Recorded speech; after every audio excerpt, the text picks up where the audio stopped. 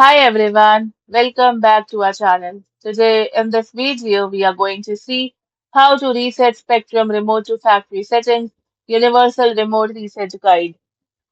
First, for RC122 models, initiate setup. Press and hold the setup button until the LED light at the top flashes twice.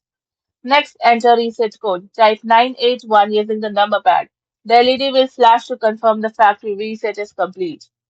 For Spectrum Guide Remotes, PR3 World Box. First, clear pairing. Press and hold the quick axis, represented by a gear icon, and back button simultaneously for 5 seconds.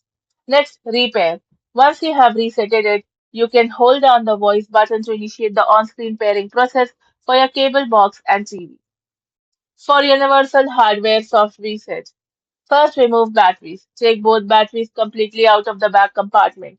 Next, drain residual power. Now press and hold the one button or the power button for at least 5 seconds.